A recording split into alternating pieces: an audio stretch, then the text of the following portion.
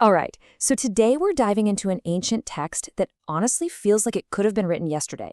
We're looking at chapters 2 and 3 from the book of Isaiah, and it raises this really powerful fundamental question about where we're all placing our trust.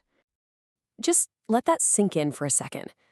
What if the real root of all our anxieties, all our societal problems, isn't that we don't have enough stuff or the right technology, but that we have way too much confidence in our own abilities, our own systems, our own wisdom? And that right there is the huge provocative idea we're going to unpack today. So, what Isaiah does here is it basically lays out two completely different visions for humanity. On one hand, you get this absolutely breathtaking picture of a promised future, and on the other, a pretty brutal diagnosis of our broken present. And this slide just lays it all out, doesn't it? This is the core conflict. You got the vision of what will be, a world that actually works, full of peace and meaning, and then you've got the reality of what is, the world we tend to build on our own pride, which, as it turns out, always leads to chaos. The rest of what we're looking at is all about how we get from the right side of this screen to the left. Okay, so first let's talk about the good stuff, this incredible vision of hope. The prophet Isaiah paints this picture, and it's all centered on a mountain.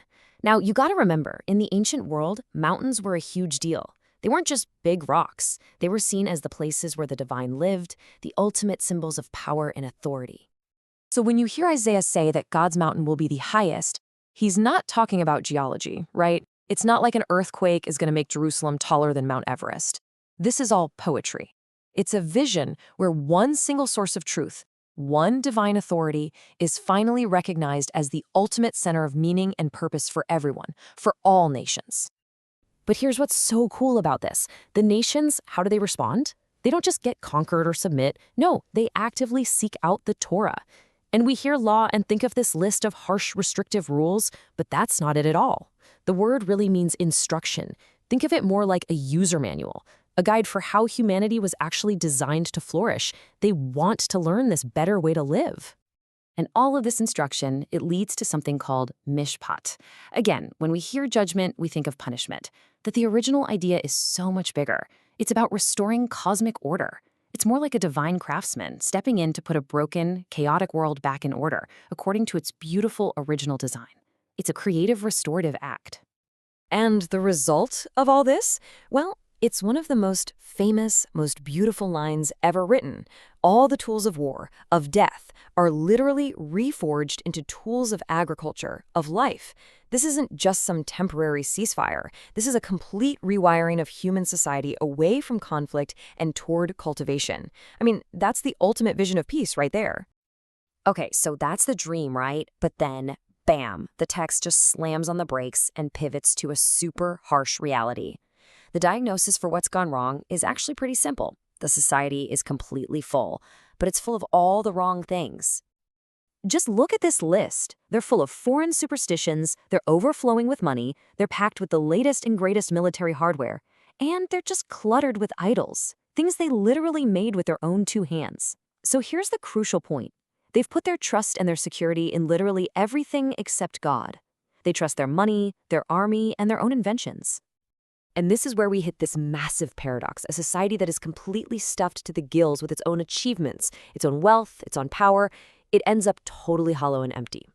This attempt to lift ourselves up always backfires. So why does this happen? Well, according to the text, it's because human pride and divine glory, they're like oil and water. They just can't coexist. You can't have a world where we see ourselves as the ultimate source of meaning and a world that recognizes a higher purpose. For one to be lifted up, the other has to be brought low. All right, so let's see what this actually looks like on the ground. This isn't just some abstract philosophical problem. It causes a total social breakdown, and it starts right at the top, with the leadership. The text lays out this domino effect of collapse. It's wild. First, God takes away all the pillars of society, the heroes, the judges, the wise elders, the very people they were counting on. And what fills that vacuum? Total chaos and incompetence. It gets so bad that people are literally grabbing anyone who has a decent coat and begging them to please come lead their heap of ruins. But nobody can. And man, here's a warning that feels like it could have been written yesterday. When we put our leaders on a pedestal, when we expect them to be these perfect saviors who can fix all our deep existential problems, we are setting them up for an epic fail. We're asking them to do a job that, according to this text, only God is qualified for. And to really hammer this point home, Isaiah uses this incredibly vivid symbol, the daughters of Zion. He goes on this long description of these haughty, rich women just strutting around, totally obsessed with their fine jewelry, their accessories, their appearance. Look, this isn't about fashion. It's a metaphor for the whole country, which has become consumed with its own status, its own wealth, its own self-importance. And the warning is clear. That kind of pride leads directly to humiliation and loss. So after showing us these two completely different paths, one filled with hope, the other with disaster, the text kind of brings it all back together and says, okay, you choose. It presents us with these two visions one last time, and this table just lays it all out perfectly. Look at the difference here. The present reality, what is humanity being full of its own stuff, lifting itself up, which only leads to failed leaders and ultimately war. But that future hope, that what will be, is about humbling ourselves, seeking God's guidance, and finding restored leadership, true purpose, and real peace. You know, if you remember just one thing from all of this, let it be this quote. It's such a direct, powerful plea to just stop and think about where we put our ultimate trust. It's asking us to get real about how fragile human power and wisdom actually are. And that really leaves us with a huge question to chew on. I mean, we live in a culture that screams at us 24/7 to hustle, to build our personal brand, to be self-made. This ancient text just completely challenges that whole way of thinking.